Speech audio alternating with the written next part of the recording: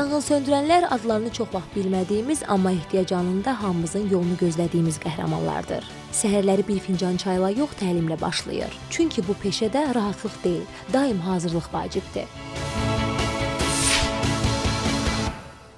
Artıq 5 ilə yaxındır ki, Fövqəladə Hallar Nazirliyi Dövlət Yanğından Mühafizə Xidmətində xidmət göstərirəm. Saat 08 radələrində mən artıq işdə oluram.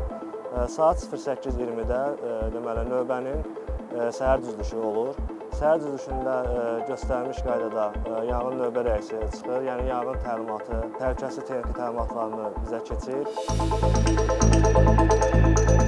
Hər növbənin əvvəlində təlim-təslim prosesi həyata keçirilir. Texnika və avadanlıqlar dəqiqliklə yoxlanılır.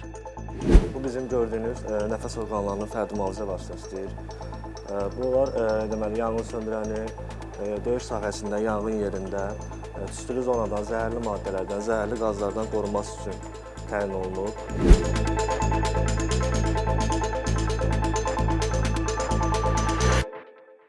77 diametrli yanğın şlaqlarıdır. Bunlar da səhər-səhər təslim zamanı yanğın söndürən gəlib bunun ancaq rezin araqat hissələrinə, şlanqın hansısa bir deformasiyaya uğraması barədə nəsə olarsa dərhal məruzə olunur.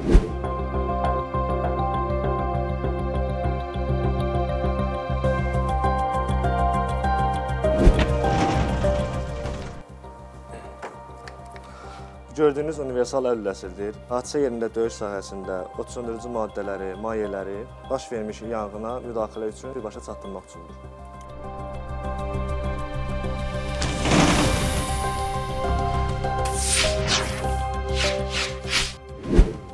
Bu gördüyünüz iki ayrıcıdır.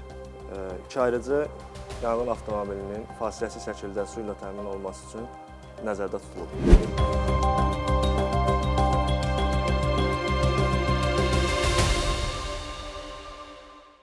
Döyüş paltarımız qıraqdan daha necə deyim, rahat görünsə də, amma əslində bizim geyim paltarımızın çəkisi 9,8, yəni 10 kiloqrama yaxındır. Gün ərzində isə həm nəzəri, həm də praktiki məşğələlər davam edir. Çünki alovla mübarizə təkcə fiziki güc deyil, həm də bilik, çeviklik və soyuqqanlılıq tələb edir.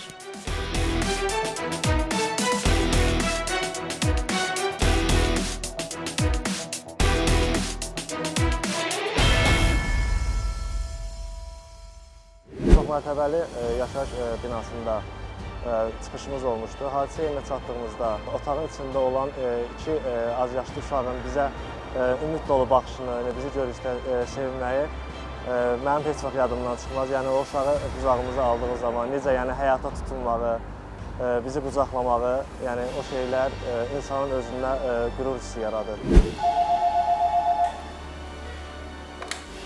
Sabah rayon Dövlət Yanğından Mühafizə hissəsi dispetçer çalışan əməliyik.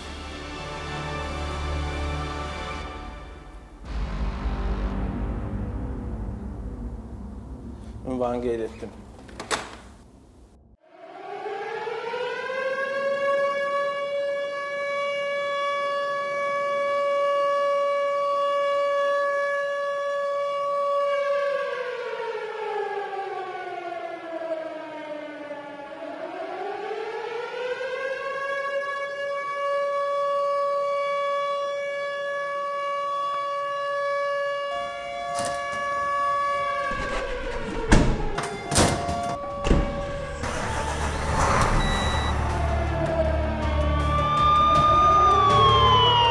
Onlar üçün hər zəng yeni bir çağırışdır.